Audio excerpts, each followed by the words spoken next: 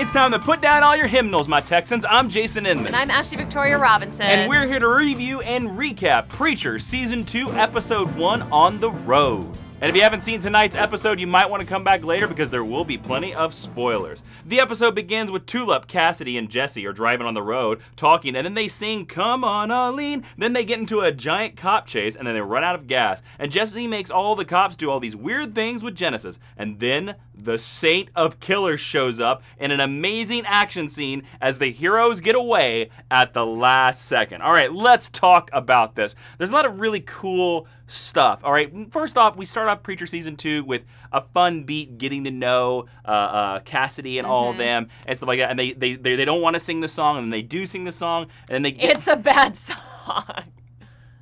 But then they get into this car chase, and they're doing an interesting style with the directing that goes film grainy, and it becomes like very like 1970s road film. Did you like that? Yeah, I really liked it. I thought it was an interesting way to, I don't want to say elevate Preacher because I don't feel like it needs it, but it was a way to take it away from maybe what you would expect for this kind of storytelling and for something that is traditionally a comic book property. I really dug it. I thought it was really cool. The thing that I really liked, now Jesse, of course, screwing with all the cops was, you know, like sing the song. I can't remember the song he made him sing, some song of Texas. Yellow Rose of Texas? Yeah, and then they made this one guy mace his testicles, and then we look off in the road, and we can see this figure way off in the distance, like miles away, and then you just hear like this, and it's like an artillery shot, just like smack. That's what it sounded like. It sounded like military artillery grade, and the Saint of Killers like destroys all of them. Yeah. From like miles away, and also the show gets super gory, which is what the comic book is. Yeah, it was. I was surprised actually that it went as far as it did. Season 1 has some violence, but nothing like what we've seen here. No. I actually think this is probably the greatest introduction to Preacher on television that we could have had. This opening scene.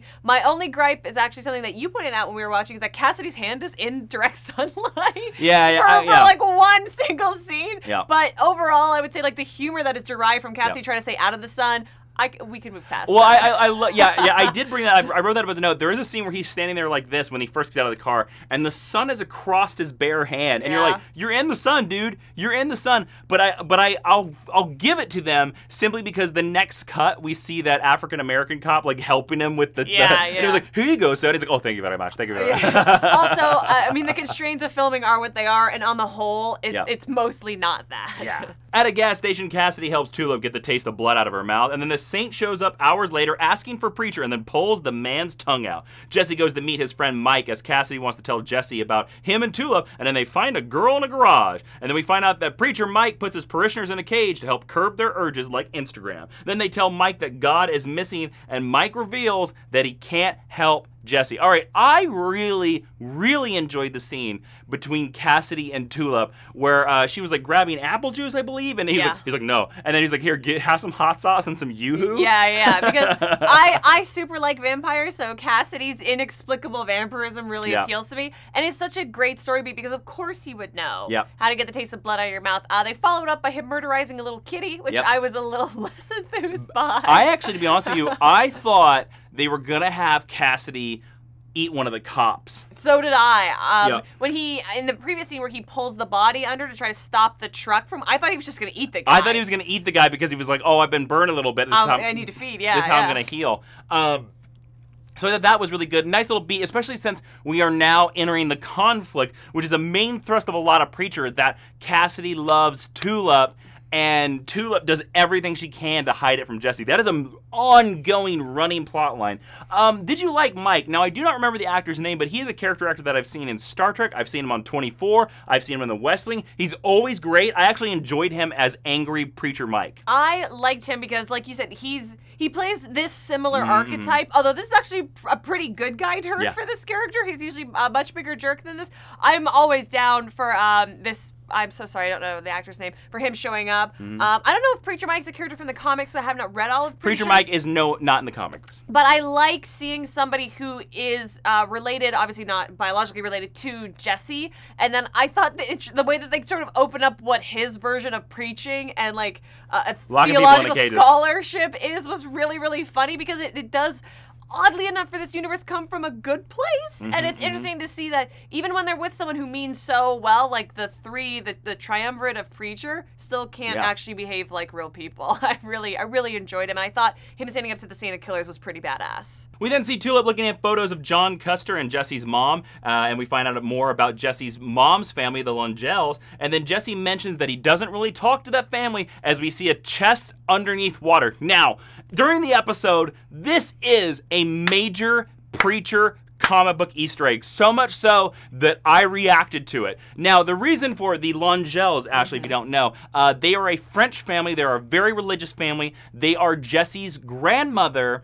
They've been hinted at a couple times. They were hinted at in season 1. They didn't like John Custer, Jesse's dad. And to punish Jesse's dad and Jesse, they would sometimes put him in a coffin with a tube of air and drop him to the bottom of a lake and leave him there for a week. So it's like a nice normal thing to do. When the camera zoomed in on that little chest underneath the water bubbles like that, that was a direct reference to that from the comic books. And yes, for anyone who's wondering at home, Langelle it's the French word for angel, so that's a nice Easter egg, I think, as well. Jesse's grandma, the Langelles, I guarantee you I would predict is going to come into play this season. Ooh, I'd be interested to see who they cast. Jesse, Tulip, and Cassidy all sleep in the same bed, and that Jesse can't sleep, so he goes outside and he tells Preacher Mike that he's going to hold God to account, and then shows Mike Genesis. Mike then reveals a woman who had just seen God at a dance hall, and our heroes leave, and hours later the Saint of Killers shows up in Mike's, and Mike offers the Saint whiskey, and Mike kills himself to stop him from telling the Saint. All right, I hope this is a beat that is repeated multiple scenes this season. The Saint showing up being like, Preacher. I thought you were going to say all of them sleeping in a bed. Well, all of them sleeping in bed was really funny as well. But I really like the idea that Preacher Mike tried to entice the Saint with whiskey. This is the most we've probably seen of the Saint outside of the flashbacks. I'm really impressed by the actor. To me, he's doing an amazing job of bringing this fantastic comic book character to life. I think he feels threatening. He feels like he's unstoppable, which is exactly what he is in the comic books. And I'm excited every time the Saint of Killers shows up on screen. I also think this particular section of the episode shows where Preacher as a television show can really thrive, because we offset a very comedic and awkward scene with something that's really stark and violent and scary. And those two things existing side by side are what make Preacher, I think, really, really special in this episode. Then our heroes go to a strip club and talk to Tammy in the back room. She says God was here and asked the band to play, but she won't say anything else. And then a bullet comes through the wall and shoots Tammy. And Jesse uses his voice, and Tammy reveals that God came for the jazz. All right, let's talk about this scene, specifically for the fact of the staging of it. Now, if you don't know, during the scene, in the back, they had the cameras of the lap dance room. And throughout their entire scene, you saw the different stages of Cassidy's lap dance. So they choreographed that and the fight sequence that we barely get to see. Yeah, so Cassidy, like, touches her, and then, like, this guard comes in, then the guard Doug. Doug the guard. Doug the guard and Cassidy get in a fight. They're rolling all over the room. Then Doug pulls out a gun, fires through the wall, and that's what kills Tammy. Yeah. I really liked Tammy, and shout out to her hairpiece, which I thought was really out of this world. Cassidy then at the hotel apologizes for letting Jesse down, and as Jesse watches the TV, Tulip encourages him to bash down the bathroom door with his fist, and then that makes them get busy. Then Jesse goes outside because he can't sleep again. Then the Saint approaches as Jesse sees him, and he tells him to stop, and the Saint does not stop. And really quickly, before we get to what we actually want to talk about, that little beat, the episode ended with a very nice for Steve, which if you don't know, Steve Dillon is the co-creator of Preacher with Garth Ennis, and Steve Dillon passed away earlier this year. Steve Dillon is the amazing artist of this book. Look at this art. This is Steve Dillon. So his contribution is amazing.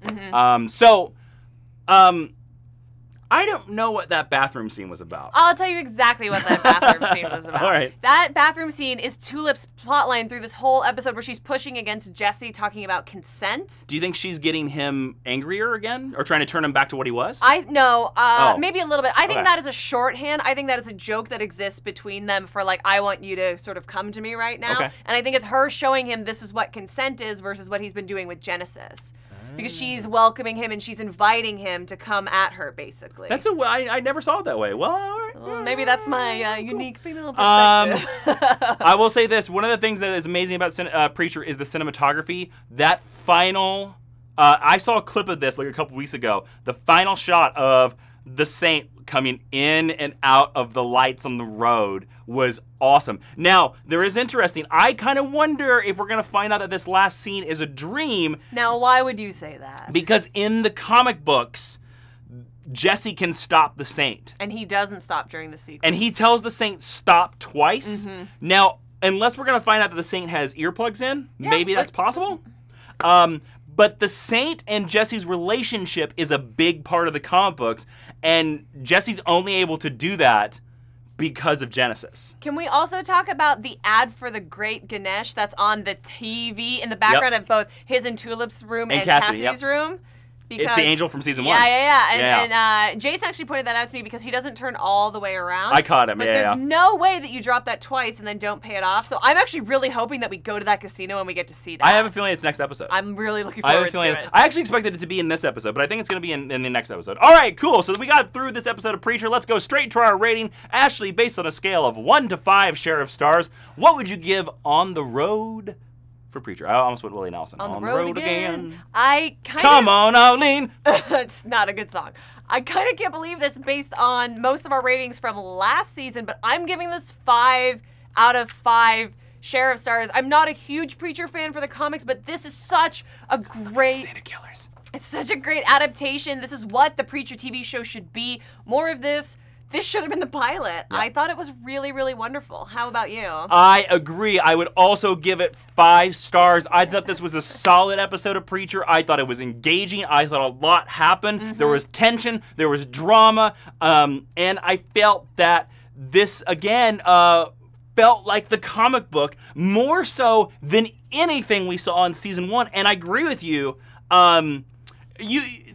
What I think this should have happened is I think all of season 1 should have been roughly condensed into one episode. I agree. And then this should have been episode 2. Because we should have saw him before Genesis and this is after Genesis. But yeah, I almost think I might tell, depending on how the rest of the season goes, I might be like, hey, people, start at season 2. Yeah. Because this pilot, I don't really know if you need to know much about the previous seasons. I don't think you do, but it's exciting going forward. Yeah, it's really, really exciting. Now, my friends, I command you to go down to the comments and tell us what was your favorite part of the episode. And while you're down there with my Genesis voice, I command you to click subscribe. And why not click on one of the videos that's popped up on your screen and go to patreon.com/Jobin for more exclusive geeky content. Be back here tomorrow night for the episode 2 of Preacher. And until then, we're just going to be reading more Steve's amazing work. Oh, Steve.